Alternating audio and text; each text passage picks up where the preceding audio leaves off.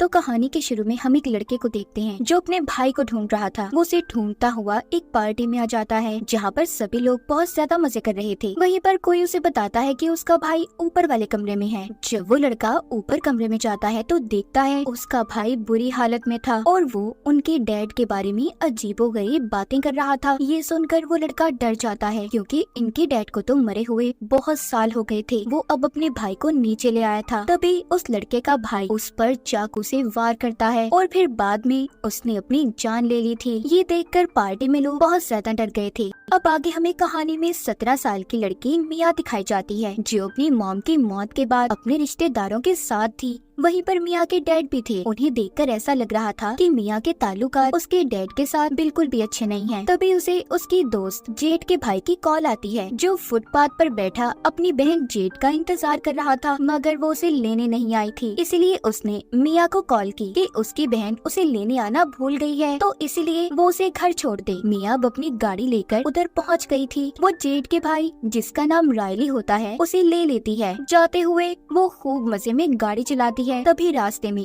इनकी गाड़ी के आगे अचानक से जख्मी हालत में कैंगरू आकर लेट जाता है। मिया बार बार अपनी गाड़ी उस कैंगरू के पास ले जाती है मगर अपनी गाड़ी को रोक देती है। वो उस कैंगरू की जान नहीं लेना चाहती थी, इसीलिए ये दोनों उस कैंगरू को वहीं पर छोड़कर आगे चले गए थे। वो अब रायली को उसके घर ले आती है जहाँ पर वो अपनी दोस्त जेठ से भी मिलती है। यहाँ पर दिखाया जाता है मिया की दोस्त जेठ अपने एक फ्रेंड के साथ थी जो कभी मिया का भी दोस्त हुआ करता था। लेकिन खैर मिया को अब इन चीजों से कोई फर्क नहीं पड़ता। वो इस बात को नजरअंदाज करके जेठ से बहुत प्यार करती थी। अब बातों बातों में मिया जेठ को एक वीडियो दिखाती है जिसमें एक लड़की की बड़ी बड़ी काली आंखें थी। ऐसा लग रहा था कि उस पर किसी शैतानी आत्मा का कब्जा हो। तभी वहाँ पर उनका एक दोस्त आता है। आज रात इन सब ने अपने दोस्त के यहाँ पार्टी में जाना था। ये सभी उधर पहुँच जाते हैं। मिया का दोस्त सबको बताता है कि हम एक गेम खेलने वाले हैं जिसका नाम है टॉक टू मी, मुझसे बात करो। मिया इस गेम को खेलने के लिए तैयार थी। उसे एक चेयर पर बिठाकर बांध दिया जाता है। अब उसका दोस्त उसके सामने टेबल पर रखी हुई मोमबत्ती जलाता है।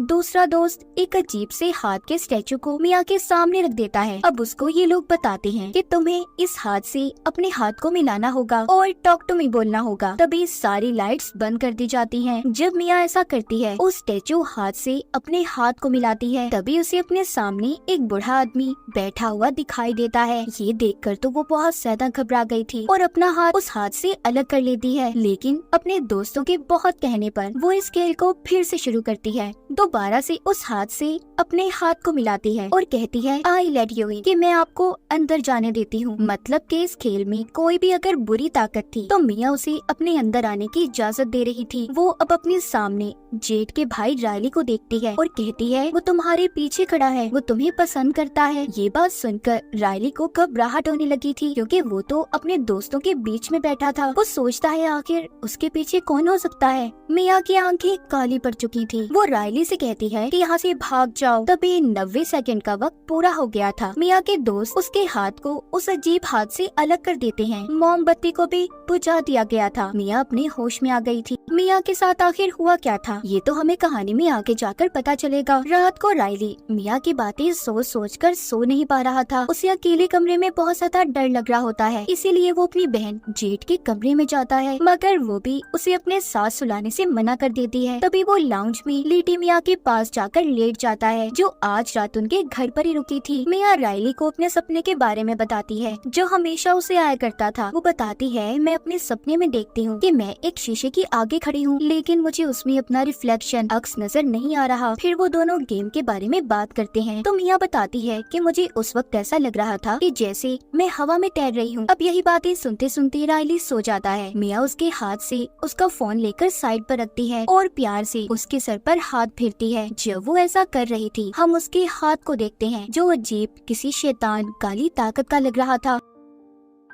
मिया के अंदर वो शैतान अब भी था जो गेम के दौरान उसके अंदर आया था। मिया उस गेम को खेलने के बाद पोजेस्ड हो चुकी थी। रात को सभी दोस्त जेठ के घर पर जमा थे। जेठ की मॉम अपने बच्चों से कहती है देखो शराब नशे जैसी चीजों से दूर रहना। इतना कहकर वो घर से चली गई थी। अब यहीं पर मिया अपने एक दोस्त से उस हाथ के बारे में पूछती है कि आखिर इसकी कहानी क्या है। वो बताता है कि मैं ज्यादा तो कुछ नहीं जानता, पर हाँ इस हाथ के बारे में कहा जाता है कि इसे एक मीडियम के जिस्म से काटा गया था। मीडियम मतलब वो जो भूत प्रेत आत्माओं से बातें कर सकते हैं। ऐसा इसलिए किया गया ताकि आत्माओं की दुनिया से इंसान जुड़े रहें। मतलब ये हाथ आत्माओं की दुनिया का रास्ता है। अब यहाँ पर सभी एक एक करके उस हाथ के साथ गेम को खेलते हैं और बारी बारी सब एक दूसरे की वीडियो भी बना रहे थे। सभी को ऐसा करने में बहुत मजा आ रहा था, मगर जेड इस गेम को एक बार भी नहीं खेलती। यहीं पर रायली भी इस गेम को खेलने का बोलता है, मगर जेड उसे मना करके बाहर चली जाती है। अब जब जेड बाहर जाती है तो मिया रायली को गेम खेलने की इजाजत दे देती है। मिया तो पोजेस थी शैतान के कंट्रोल में, तो जो कुछ शैतान उसे सोचने या बोलने का कह रहा था वो वही कर रही थी।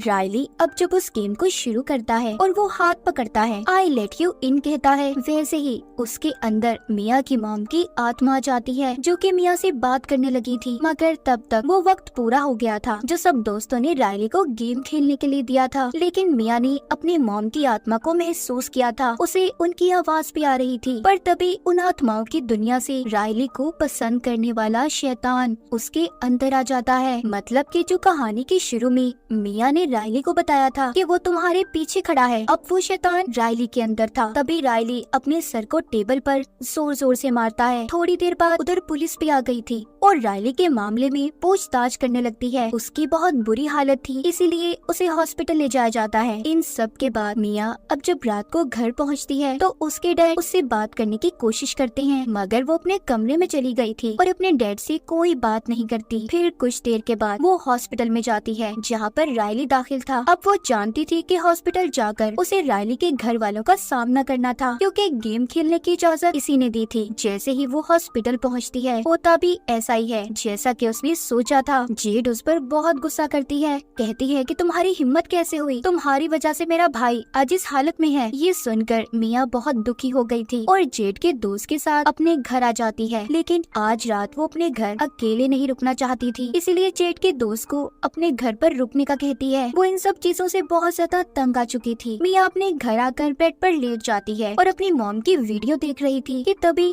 उसकी आंख लग जाती है। उसे अपने सपने में अपनी मॉम नजर आती है जिस वक्त उनकी मौत हुई थी। जैसे ही उसकी आंख खुलती है वो देखती है उसके हाथ के नाखून उखड़े हुए हैं और उनमें से खून निकल रहा है। ये देखकर वो बहुत ज्यादा डर जाती है, मगर ये भी उसका सपना ही था। उसे तभी ये महसूस होता है कि उसके कमरे में जैसे कोई और भी है। जब वो जेड के दोस्त के पास उसे देखने चाहती है जो उसके साथ घर पर आया था, उसे एक शैतान नजर आता है जो जेड के दोस्त के पाँव को चूस रहा था। मिया ये देखकर बहुत डर गई थी। वो बार बार उसे जगाने की कोशिश करती है, कहती है उठो, देखो तुम्हारे पास कौन है। लेकिन जैसे ही जेड का दोस्त नींद से जागता है, असलियत में मिया ही थी जो उसके पाँव को चूस रही थी। ये देखकर तो वो बहुत ज्यादा डर गया था और हैरान भी हो जाता है। उधर हॉस्पिटल में जेड और उसकी मॉम जब रायली को बाथरूम में साफ कर रही थी तो तभी रायली जेड के हाथ पर काट लेता है और जोर जोर से हंसता हुआ फिर से अपना सर दीवार में मारता है।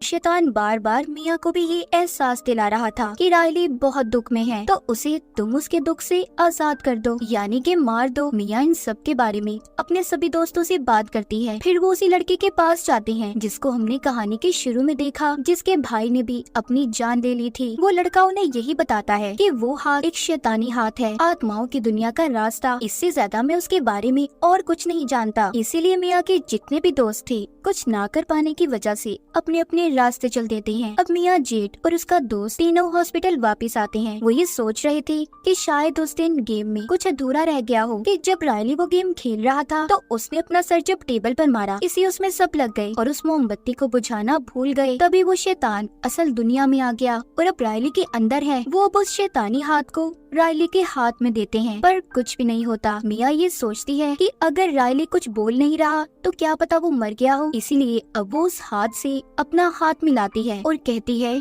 टॉक टू मी रायली, मुझे रायली से बात करनी है। तभी एक छोटी बच्ची उसके सामने आ जाती है जो उसे कह रही थी आई लेट यू इन। तभी मिया आत्माओं शैतानों की दुनिया में चली गई थी। वो वहाँ पर रायली को देखती है जिसको शैतान ने बुरी तरह से अपने काबू में किया हुआ था। ये देखकर वो बहुत ज्यादा डर गई थी और रोते हुए वापस अपनी दुनिया में आ जाती है। अब वो अपने घर आ गई थी जहाँ पर उसके डैड उसका इंतजार कर रहे थे। वो मिया के आते ही उसे उसके मॉम का खत सुनाते हैं जिसमें लिखा था मेरे प्यारे हस्बैंड और मिया, आज मैं बहुत खुश हूँ। आज मेरे लिए बहुत अच्छा दिन है। मैं उम्मीद करती हूँ तुम भी बहुत अच्छे होंगे। मैं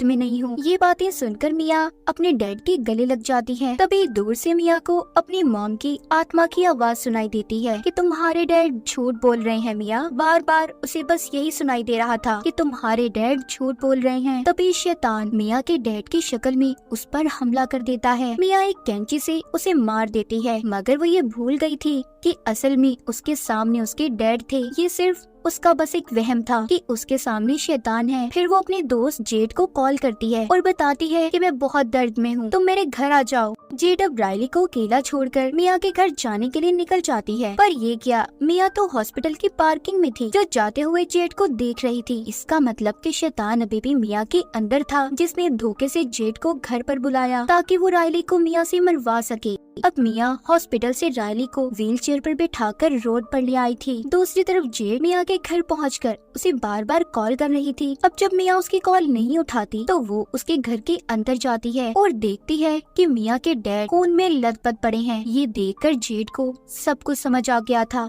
वो अपनी मॉम को कॉल करके मिया के बारे में बताती है और अब वो जल्दी जल्दी हॉस्पिटल पहुंचती है तो देखती है मिया रायली को व्हील चेयर पर रोड के दरमियान में ले जा रही थी। मिया दिल ही दिल में ये सोच रही थी कि उसे रायली को मारना चाहिए या नहीं, जैसा कि उसने कैंगरू के बारे में सोचा था जो हमने कहानी के शुरू में भी देखा। तभी यहाँ पर मिया की मॉम की शक्ल में वो शैतान आता है जो बार बार उसे रायली को मारने के लिए उकसा रहा था। तभी मिया यहाँ पर गाड़ी के सामने रायली को फेंकने के बजाय खुद कूद जाती है, लेकिन जेड ने उसे बचा लिया था। अब वो जख्मी हालत में हॉस्पिटल में थी, जहाँ पर वो शीशे में खुद को देखती है तो उसे अपना अक्स नजर नहीं आता और बेहोश हो जाती है। उसका बुरा सपना सच हो गया था। वो आत्माओं की दुनिया में फंस गई थी। उसे आत्माओं की अंधेरी दुनिया में मोमबत्ती की रोशनी दिखाई देती है। जब वो उसके पास जाती है तो मोमबत्ती के ऊपर एक हाथ होता है। मिया जैसे ही उस हाथ को पकड़ती है तो उसे एक लड़का दिखाई देता है जो कहता है आई लेट यू इन, मतलब अब ये हाथ किसी और के साथ गेम खेलने वाला था। ये बात तो साफ थी कि मिया ने रायली को बचाने के पीछे अपनी जान को खतरे में डाल दिया। वो हाथ किसके पास था इस बारे में भी किसी को कुछ नहीं